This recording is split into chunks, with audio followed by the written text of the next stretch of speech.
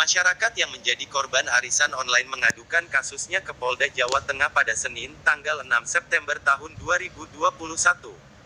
Pengelola diduga membawa lari uang arisan online yang berjumlah miliaran bahkan hampir triliunan dari korban yang merupakan para reseller.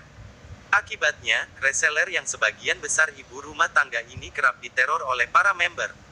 Mereka meminta uangnya kembali. Kuasa hukum korban, Muhammad Sofyan mengatakan saat ini kliennya yang berjumlah 7 orang reseller ini telah melaporkan pengelola arisan online berinisial R ke Polda Jateng. R aktif mengelola arisan online dengan sistem lelang dengan keuntungan menjanjikan yang diiklankan melalui media sosial di Salatiga. Selain R, pasangannya B yang aktif di media sosial juga dilaporkan. Dapatkan informasi, inspirasi dan insight di email kamu. Daftarkan email. Penelusuran kami dari medsos di Salatiga arisan online ini melibatkan banyak member atau korban yang diperkirakan bisa sampai ribuan orang dengan nilai kerugian cukup fantastis sampai ratusan miliar. Ada juga informasi hingga mendekati angka triliunan, kata Sofyan kepada awak media di Mapolda Jawa Tengah, Senin, tanggal 6 September tahun 2021. Sofyan menjelaskan korban merupakan reseller yang berperan hanya sebagai perantara untuk menyalurkan uang arisan ke pengelola. Dari reseller artinya perantara atau koordinator yang hanya untuk kepentingan dari pelaku melakukan transaksi. Ada 7 reseller sekaligus korban yang membawahi sekitar 214 hingga 221 member, ungkapnya. Ia mengungkapkan modus yang dilakukan dengan penawaran iklan lelang arisan sebesar Rp 5 juta yang bisa dibayar hanya Rp 3,5 juta. Setelah menyetorkan uang, dalam 2 minggu korban mendapatkan keuntungan Rp 1,5 juta. Dalam waktu 2 minggu maka akan dikembalikan Rp 5 juta, artinya dalam 2 minggu akan dapat untung Rp 1,5 juta.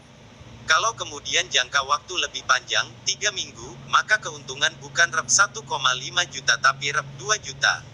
Semakin tinggi get pokok yang ditawarkan maka semakin tinggi pula tawaran keuntungan, jelasnya. Dalam setiap iklan yang ditawarkan, diketahui, maksimal get Rp 50 juta dengan jangka waktu paling pendek 5 hari dan paling panjang 3 minggu. Sofyan mengatakan kliennya sudah menyetor uang karena sebagai reseller otomatis juga sebagai member. Jika diakumulasi, total kerugian sekitar Rp 3 miliar dari member dan reseller.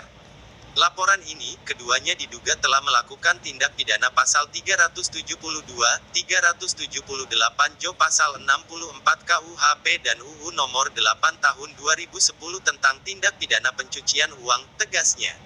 Menurutnya, laporan tersebut dianggap perlu karena kliennya mengalami kondisi buruk karena mendapat teror dan ancaman dari member yang main hakim sendiri lantaran frustrasi. Namun, kliennya menjadi kambing hitam dari aksi pelaku utama yang dilaporkan tersebut. Sedangkan, 2 terlapor itu malah pamer barang mewah dan uang lewat medsos. Klien kami sebagai korban mengalami situasi yang jauh lebih buruk daripada yang dialami pelaku utama.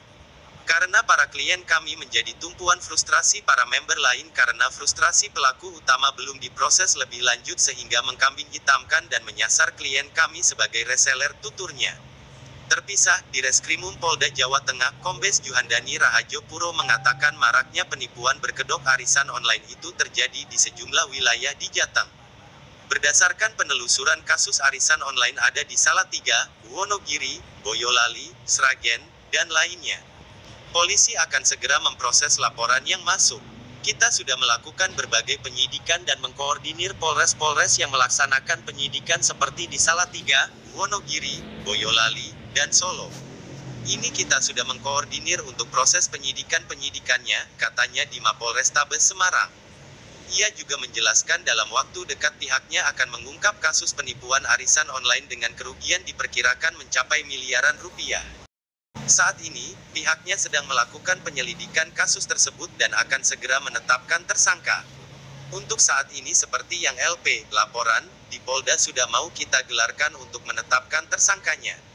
Kondisi yang dimungkinkan sebagai calon tersangka, ungkapnya. Ia mengungkapkan diketahui saat ini calon tersangka dalam kondisi hamil sehingga pihaknya akan melaksanakan penyidikan secara profesional.